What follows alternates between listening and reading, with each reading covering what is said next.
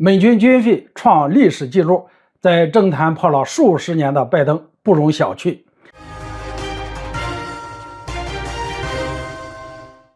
大家好，我是肖一华。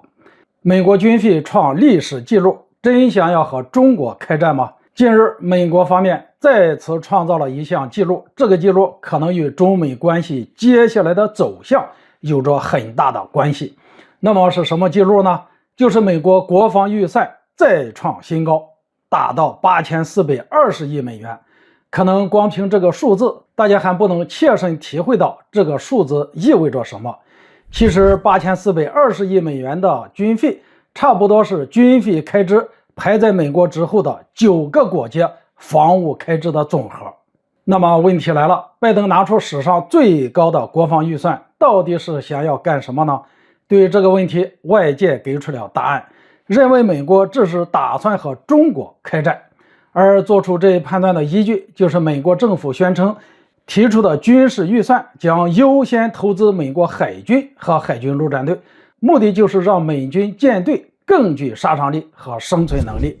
众所周知，最近很多观点都在议论中美必有一战，中美倘若真的有一仗要打，美国方面会做怎样的军事安排呢？鉴于中美相隔万里，美国陆军肯定是难以发挥作用，美国方面的主力大概就是海空军。但是美国想要利用美军做出针对中国的军事部署，又不得不依附于美国海军，所以美国海军以及海军陆战队是美国对付中国的主力军。我们弄清了这一点，也就明白美国为什么要重点投资美国海军和海军陆战队了。因为当美国军舰变得更具杀伤力和生存力时，也就获得了对付中国最有效的武器。因此有分析把拜登拿出史上最高军费的举动，自然就联想到这是打算要和中国开战。当然，今天美国的实力还不足以使美国在中美一战中有必胜的把握。既然没有必胜的把握，那么就意味着有失败的可能。而且在面对一支越来越强的解放军时，美军失败的可能性在一点一点的增加。虽然很多人都忽略了一点，那就是美国根本输不起。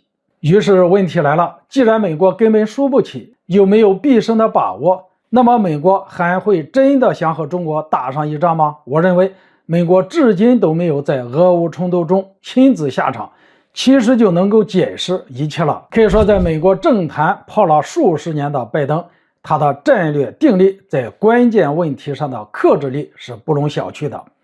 总之，美国不会轻易下场和俄罗斯打一仗，同样也不会轻易下场和中国面对面打上一仗，或者爆发直接冲突。美军这次提高军费，要加强美国海军建设，固然值得中国警惕，我觉得也没有必要草木皆兵。好了，今天就说到这里，咱们下次见。